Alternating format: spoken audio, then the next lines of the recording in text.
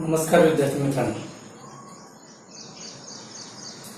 आपण आता केमिस्ट्री हा जो सब्जेक्ट आहे या सब्जेक्ट मध्ये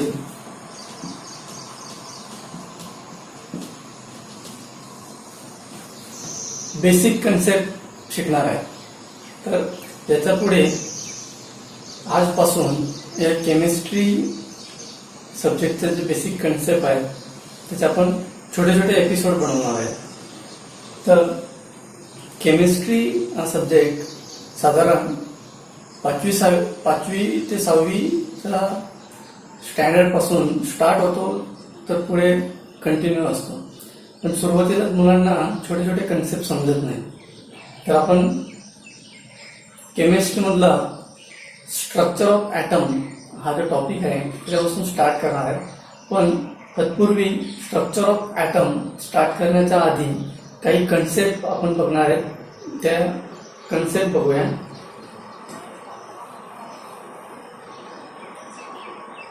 सुरुवातीचा कन्सेप्ट तो म्हणजे मॅटर.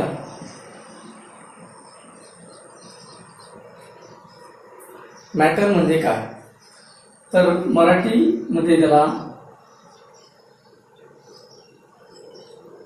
द्रव्य म्हणतात. तर मॅटरची डेफिनेशन अशी होईल, ऍक्च्युअली त्याची डेफिनेशन आहे पण त्याचा गुणधर्म प्रॉपर्टीज असे होईल, anything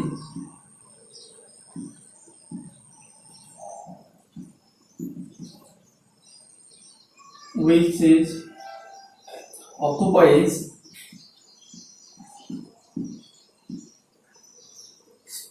space and having mass.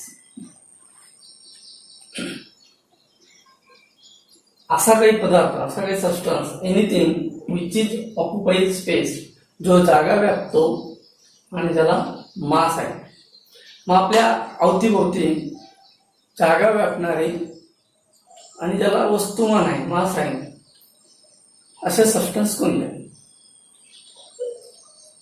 तर माझ्या हातात मार्कर आहे. हा सुद्धा जर मी त्याला इथे ठेवलं तर तो जागा व्यापतो, त्याला वस्तुमान आहे, बोर्ड आहे, बरोबर. अशा बऱ्याचशा वस्तू आहेत. तर ह्या सगळ्या मॅटरमध्ये येतात. मग मॅटरच्या ज्या स्टेट असतात, साधारण या आपण ज्या जनरली स्टडी करतो त्या 3 state, solid, liquid and gas. आता यांचे सर्व गुणधर्म, प्रॉपर्टी हे जे आहे ते आपण फंडामेंटल ऑफ मॅटर्स या युनिटमध्ये डिटेल बघणार आहे. नंतर 4th स्टेट अँड 5 स्टेट हे पण आपण फंडामेंटल ऑफ मॅटर्स या टॉपिकमध्ये बघणार आहे. मात्र याच्यावरून आपल्याला काय बघायचं, आपण मॅटरचा टॉपिक का बघितला, तर हा जो मॅटर आहे कोणताही स्टेटमधला मॅटर असो, याचा जो स्मॉलेस्ट पार्टिकल आहे, स्मॉलेस्ट इंडिव्हिज्युअल पार्टिकल, त्याला आपण म्हणतो ॲटम.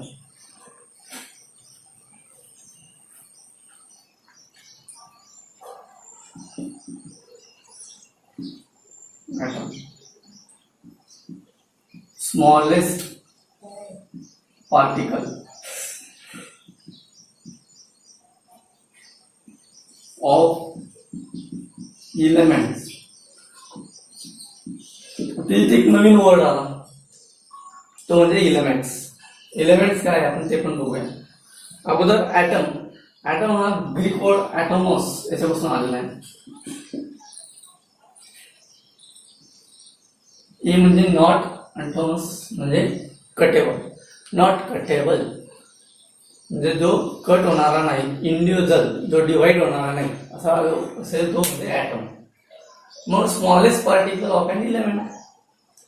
इलेमेंट काय, तर साधारण सध्या सायंटिफिक कॅल्क्युलेशननुसार 118 इलेमेंट आहेत.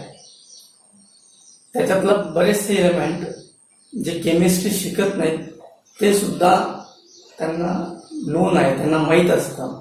For example oxygen, nitrogen, hydrogen, carbon, असे बरेच फॉस्फरस, पोटॅशियम, असे बरेचसे इलेमेंट आहेत, कॅल्शियम, की ते जे शिकत नाहीत त्यांना सुद्धा माहीत असतात. तर जे केमिस्ट्री शिकतात त्यांना त्यांचा डिटेल स्टडी कधी केलेला योग्य राहील. तर इलेमेंट्स म्हणजे काय? तर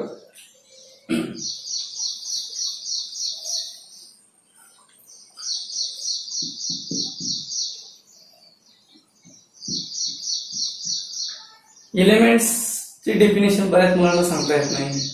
इलेमेंट्स काय आहेत ते नेमकं सांगता येत. इलेमेंट जर विचारलं मराठी मीडियमच्या विद्यार्थ्यांना तर ते सांगतात मूलद्रव्य. इलेमेंट्स काय? तर इलेमेंट्सचं आपण डेफिनेशन असे करू शकतो, अ substance which cannot decompose any simple chemical reaction. A substance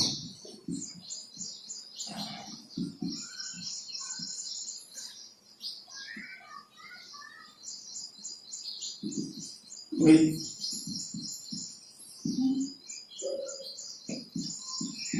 cannot decompose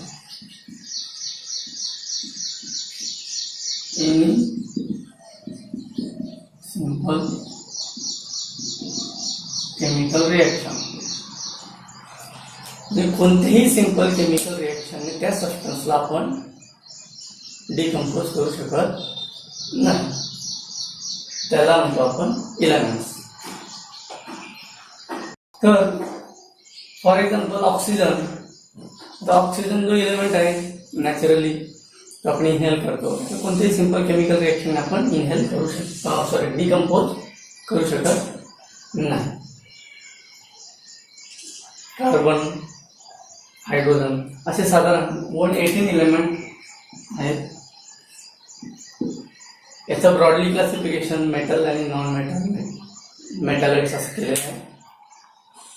आपण पूर्ण डिटेल स्टडी एलिमेंट्स हा पिरियडिक क्लासिफिकेशन मध्ये होणार आहे. म्हणून आपण ॲटम बघितला, smallest particle of an element. मग हा जो ॲटम आहे याचे एक्झाम्पल घेऊ आपण. इलेमेंट्स सांगितले मी तुम्हाला. आता इलेमेंट्स कोणताही एक इलेमेंट घ्या. समजा आपण कार्बन घेतला तर कार्बनचा एक सिंगल युनिट म्हणजे तो ॲटम झाला. परत हायड्रोजन घेतला, ऑक्सिजन घेतला, हे झालं ॲटम. मग यांचे नंबर ऑफ ग्रुप ऑफ ॲटम्सने बनवून मोलेक्युल तयार होतात.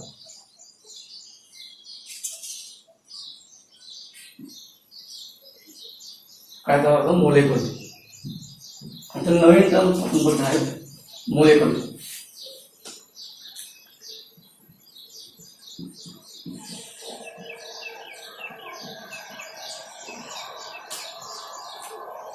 डिफरंट इलेमेंट पासून काय तयार होतो? डिफरंट इलेमेंट एक फिक्स प्रपोर्शन मध्ये जर कंबाईन झाले तर कंपाऊंड तयार होतो. काय तयार होतो? कंपाऊंड. ज्याला आपण संयुगे म्हणतो Marathi. Different element fix proportion मध्ये जर कंबाईन झाले तर आपण कंपाऊंड तयार करू शकतो. आणि ह्या कंपाऊंडचा जो स्मॉलेस्ट पार्टिकल असेल तो म्हणजे मोलेक्युल, किंवा आपण असं म्हणू शकतो ग्रुप ऑफ ॲटम्स. जसं की मी थोड्या वेळापूर्वी कार्बन, हायड्रोजन, ऑक्सिजन यांचे जे सिंगल पार्टिकल लिहिले ते म्हणजे ॲटम्स लिहिले. आता कार्बन आणि हायड्रोजन याचा जर फिक्स प्रपोर्शनमध्ये कंपाऊंड तयार केला तर तो झाला CH4, मिथेन. हा मिथेनचा मोलेक्युल झाला. हायड्रोजन आणि ऑक्सिजन याच्या फिक्स प्रपोर्शनमध्ये कंपाऊंड बघितला आपण, त्याच्यामध्ये मोलेक्युल बघितला तो म्हणजे वॉटर मोलेक्युल. नंतर CO2 हे झाले मोलेक्युल. तर अशा पद्धतीने ॲटम, मोलेक्युल, कंपाऊंड, नंतर आपण मॅटर्स बघितलं. मॅटरमध्ये सॉलिड, लिक्विड, गॅस, या पद्धतीने आपण डेफिनेशन बघितलेलं आहे.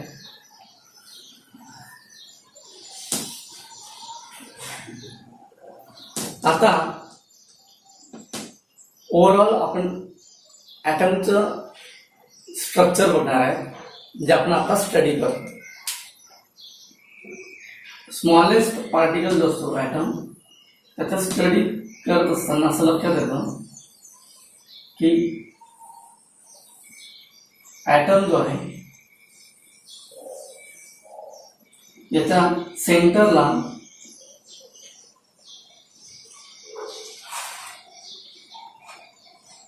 प्रोटॉन आणि न्यूट्रॉन असतात आणि त्या सेंटरला असतात न्यूक्लियस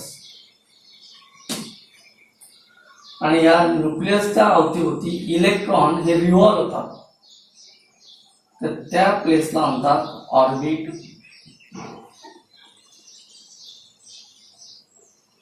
आणि हे जे ऑर्बिट असतात शेल हे नंबर ऑफ ऑर्बिट असतात. आता हे जे मॉडेल आपल्याला दिसत आहे हे न्यूक्लियस आपण कन्सिडर करूया सन आणि इलेक्ट्रॉन जे मुवमेंट करतात त्याचे planet like a solar system.